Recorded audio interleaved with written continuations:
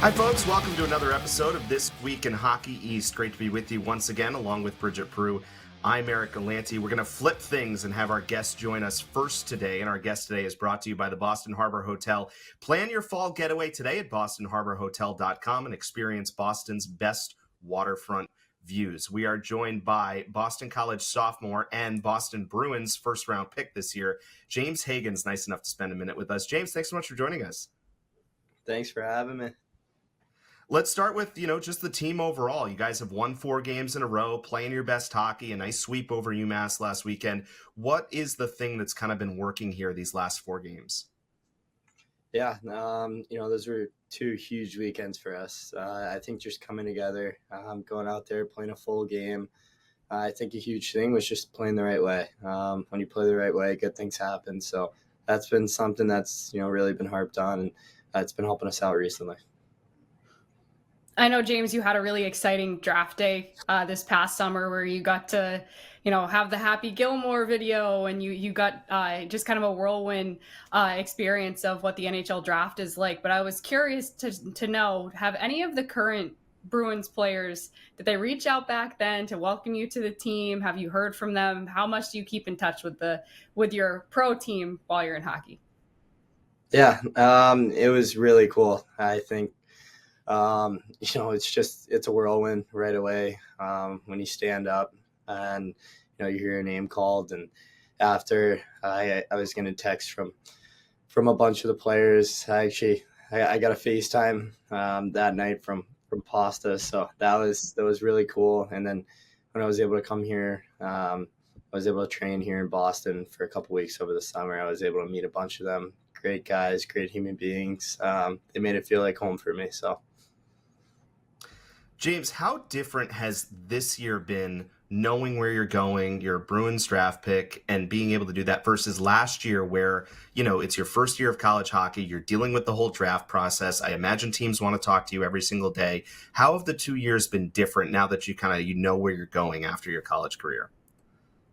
Yeah, it's definitely nice when, you know that you're going right down the street. So that's something too that, I wanted to go to college in Boston, and to be able to stay in Boston, it's something that's really special, something I'm really grateful for. And just, being here, being in the moment, I think that's something that, has really helped me, just being a part of it, of being a part of it here and, just being present. So. And what's it like being now, like, obviously this wasn't something you dealt with your first season, not being drafted yet, but now that you are drafted to the local team, what's it like being a Bruins prospect, going about your day-to-day life? Do guys come up to you, do fans come up to you and talk about your future? You just, you kind of go about your day. We have a bunch of guys on the team that are also Bruins prospects too, so that's obviously nice. But no, you don't really talk about it. You don't think about that. Your mind set on here. You're worried about what you're doing today, and trying to help out to hopefully win games on the weekend here. So. James, one of the unique things, of course, is you talked about Bruins development camp. Basically, every game you guys play is Bruins development camp because you guys have 6 Bruins prospects, Bruins draft picks on your roster. I know a couple of them are out right now. But what has that been like? Not that you're thinking about it every single day, obviously, but you're playing with Dean, you're playing with Will Moore and Andre and Oscar and, and Christian as well. What is that dynamic like for you guys? Yeah, it's special. To be able to be with a bunch of guys that are prospects, a part of that program. Especially when you get to dev camp, it makes you feel comfortable when familiar faces there, and here being able to play with them, to be able to practice against them every day, and they raise you to be your best day in and day out. And for you, what's the biggest thing you're working on this year? I've heard a lot about, wanting to work on your shot, but are there things that you're really focusing on this year with Boston College to just make improvements on last year and get ready for the pro game? Yeah, I think, a huge thing I've been trying to work on, it's, to be able to be trusted in your own zone. You want to be able to be a guy that, coach can trust when he puts out on the ice. That's a huge component of the game. And I think getting to the middle, trying to work on my shot, get shots off, not pass up on opportunities. So those are all things that I've been trying to work on. James, before we get to a couple of fun questions to wrap up, you obviously have been playing with your brother at Boston College the last couple of years, but last weekend was unique in the fact that your brother, who is a defenseman, if folks don't know, was playing on your forward line last week due to some guys banged up and other things. What was that like? Was that the first time you guys had ever played forward together specifically? I had to imagine that, not that that was the ideal game plan going into the season, but it must have been special for you guys. Actually, when we were back on the Long Island Royals growing up, we were probably 11, 12 years old. We were playing together forward then. So it was really cool being back together, especially when, he's up on your line. So that was a cool moment, to be able to go over there and get that win. It was a huge game too. So. All right, we got some fun questions for you to finish off. So first one, if you weren't a hockey player, what other profession would you be in? I grew up playing lacrosse. I love lacrosse, so I would hopefully try to make it to the PLL. And what's your go-to pump-up song, or even just a genre? What are you putting on to pump yourself up?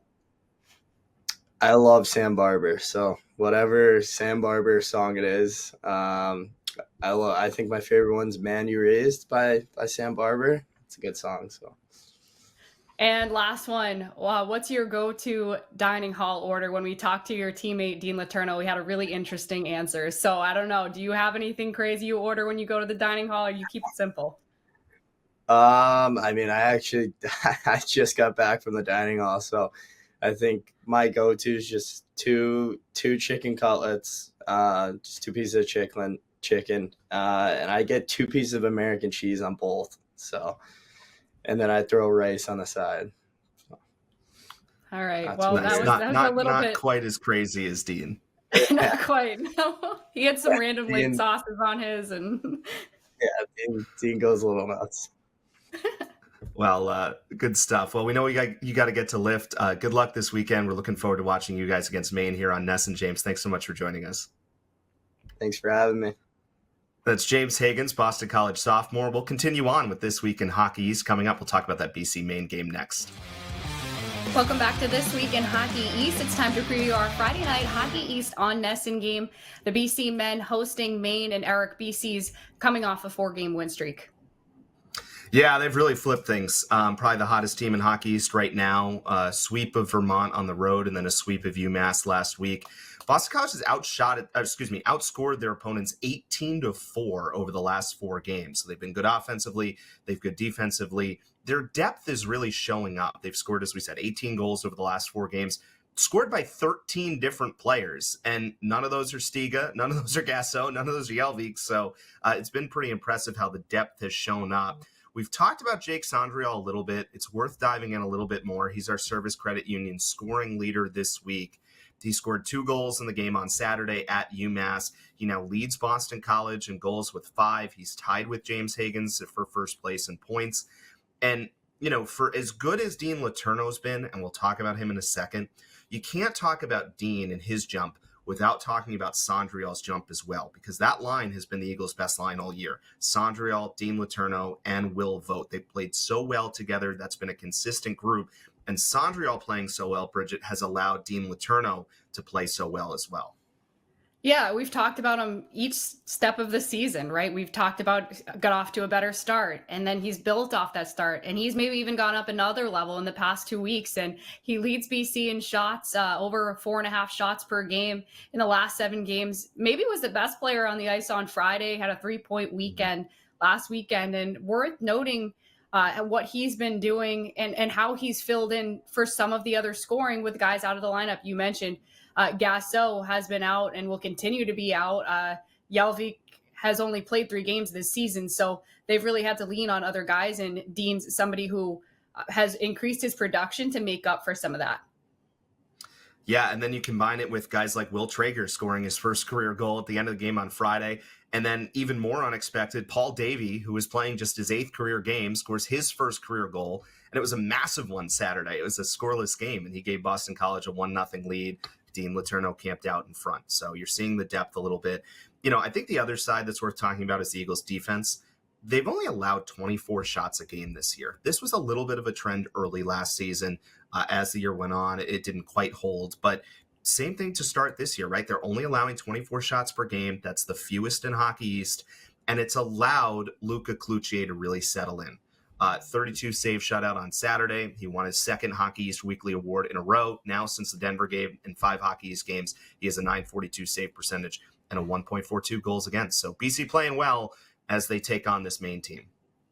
Yeah, and to get to the Maine side of the matchup, just like so many other teams right now, they're just trying to find consistency in a weekend series, right? The last 2 weekends, dominant Friday performances and then beaten on Saturday. And Maine beat Vermont pretty big in the Friday game. It was a 7-0 shutout win, then a 2-0 loss in the Saturday game. And Ben Barr talked about how desperate a team is when you beat them like that in game 1 of the weekend series. It's going to be a challenge to do something similar to them in game 2. And that's one of the reasons why you see a lot of splits in Hockey East so far this year. And he said he actually thought the starts were similar Friday and Saturday, both a little bit slow starts, but the difference being you get the early goal in that Friday game and momentum just builds from there. And you see one go in and it just starts to go up and Maine builds. But then the Saturday game, you give up a goal early to Max Strand on the power play, and that changes the whole flow of the game. Yeah, certainly. So, Maine, they have this nice combination of some newcomers and some really, really core culture guys like Brandon Holt, who we talk about all the time. Probably maybe the most underrated player in the league. I think we were saying that last year also. He had 2 assists Friday. He's got 11 points over his last 8 games. Now as a senior, Josh Nadeau, Harrison Scott, Proulx, Fowler, Russell, all playing really well. And then you combine it with the freshmen, right? Poirier's been great from the jump this year, 4th nationally in goals. We've talked about him. But it was notable to see Miguel Marcus have a really nice game on Friday. He had a goal, 3 assists. He was the Hockey East Rookie of the Week. Still trying to find his consistency within college hockey, first-year guy. So I think it's really important to, for those guys to fill in the gaps as well. But it should be a really good series here with Boston College and Maine. Yeah, and one last point on Maine, Albin Boya maybe had his best weekend of the year. Only allowed 1 5-on-5 goal this past weekend, got that 7-0 shutout. So just quickly want to look at UVM too. We're hitting this non-conference stretch that's going to be really crucial for Hockey East to try to build up some wins in non-conference against different opponents.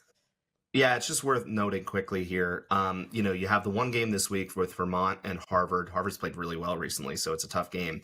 Hockey East is, probably trailing a little bit behind where they were in terms of their non-conference record last year. And folks know with the pairwise in the past, now with the NPI, that non-conference record as a league really matters, how you do head-to-head against the other teams. So over the next 2 weekends, you have 15 non-conference games. Over the next 2 weekends, 7 against the ECAC, 2 against the Big Ten, 2 against the NCHC. These games are crucial in terms of it's not quite a tiebreaker, but it's just how it balances out your RPI and in this case, your NPI and where the conference is going to fall. So with a bunch of teams right now kind of around similar records, that could really matter when it comes to the bubble. So this stretch of games, really important, starts with Vermont and Harvard this weekend. Looking forward to seeing what happens in that game. We'll talk plenty more non-conference next week on our show. When we get back, we're going to go over to the women's side, take a look at the Hockey East standings you are watching this week in Hockey East.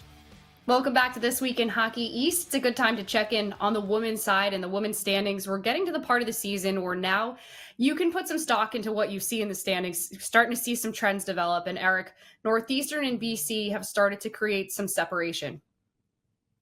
Yeah, take a look at this. Obviously, teams have played a different number of games. We understand that. But Northeastern at 21 points, Boston College with 20 points. They've kind of taken a little bit of a jump here, established themselves.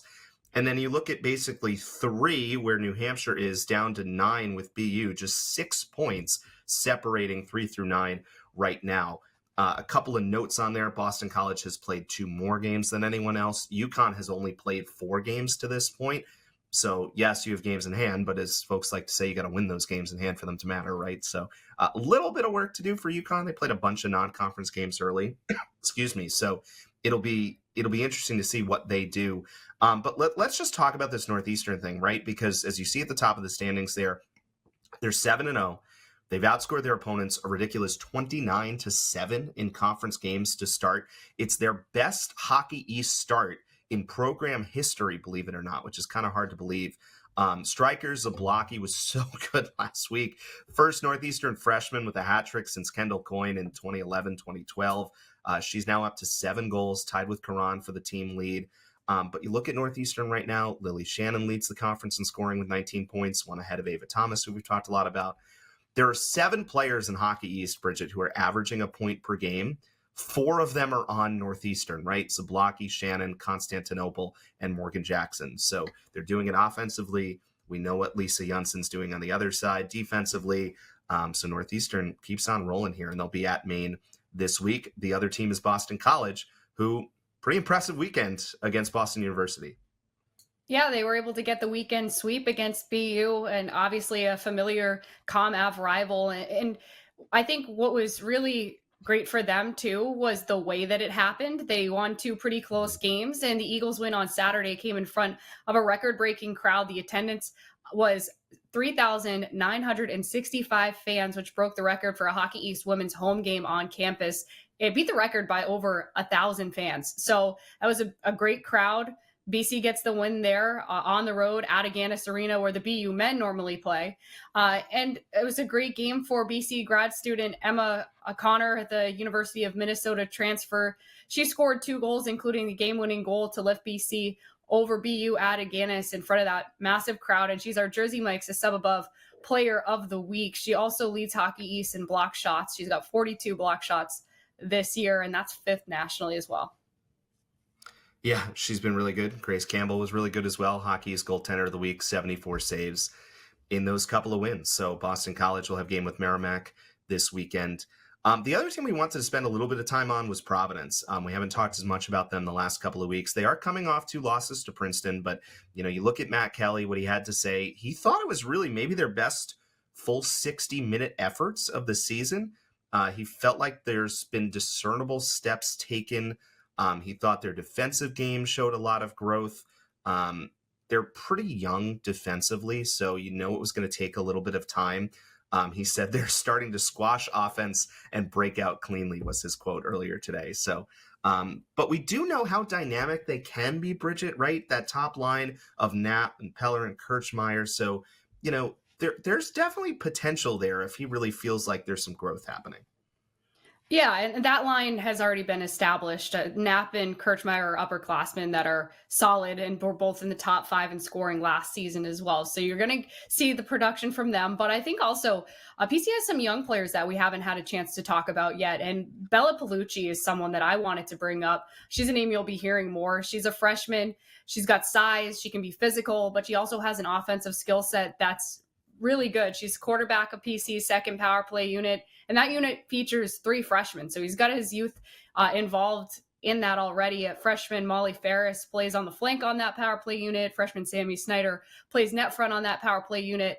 And as a whole, the PC power play has been much better this year than last year at this point. They're 19.4% on the power play. That's second best in Hockey East behind Northeastern. And Matt Kelly said he attributes the positive change in results on the power play to being more patient and having the right personnel out there, right? These freshmen know what they're doing on the power play and they know when to attack. And another thing that has been important for them is they got Emma Hoffbauer back. She's healthy this season. She missed a majority of last year after breaking her femur in October. So she scores her first goal since her very first collegiate game last October in over a year. And now that she's got 14 games behind her, she seems less hesitant and more confident.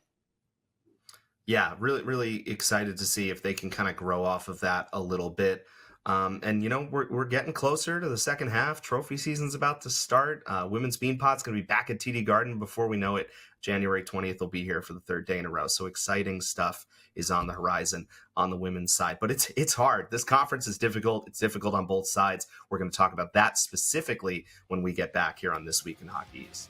It's time to go around Hockey East, presented by Boston Children's Hospital, the official children's hospital of Hockey East. Boston Children's, where the world comes for answers. And Eric, not surprisingly, now that we've gotten through a few weeks of conference games, every weekend has been really competitive. Not a whole lot of weekend sweeps for any of the teams in Hockey East. Yeah, it's pretty crazy, right? This has kind of been the story of the year so far. And, we talked earlier about Boston College. We'll see them on Friday Night Hockey East on NESN. They've swept the last 2 weekends. And in this case, sweep being the full 6 points. That's only happened 3 times all year. There's been 13 true 2-game series between the same opponents on the weekend, but only 3 times has a team taken the full 6 points. And in fact, they've actually all involved BC. Boston College the last 2 weekends sweeping Vermont and UMass, and then they got swept the prior weekend by Northeastern. This is something that the voice of the Friars, Mike Logan, and I were talking about the other day, and you start to do the math, and it kind of checks out, right? Teams who earned a full 3 points on night one, who had a chance to sweep, are just 4-7-1 with a potential to get the full 6 points. 3 of those wins in regulation, and then the UConn win in overtime against Northeastern last week.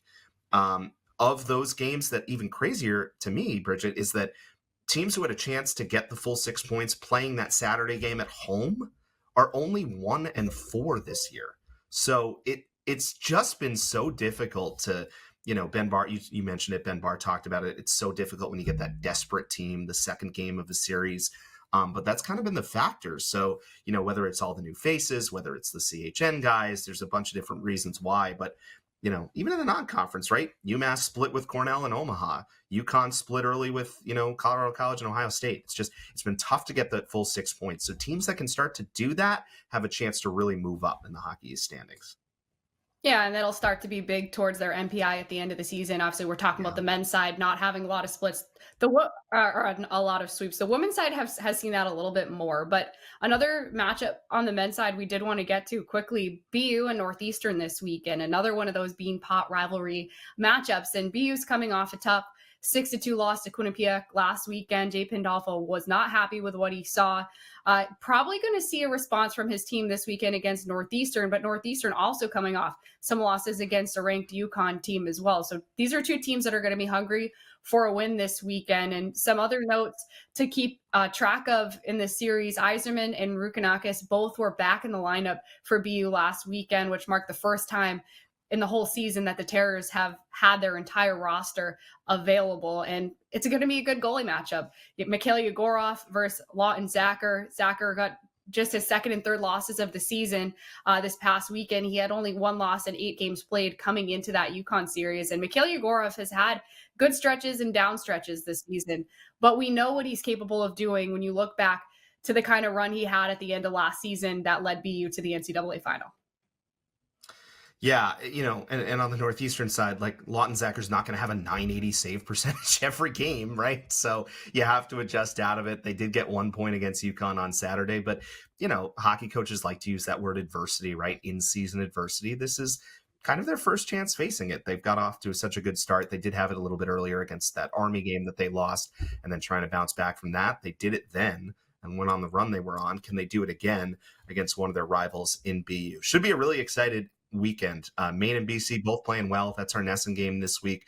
Next week, a lot of non-conference games, plenty to talk about as we get close to Thanksgiving, and we're finally close enough we'll be able to start talking a little bit of NPI as well. Thanks so much for joining us once again for another episode of This Week in Hockey East.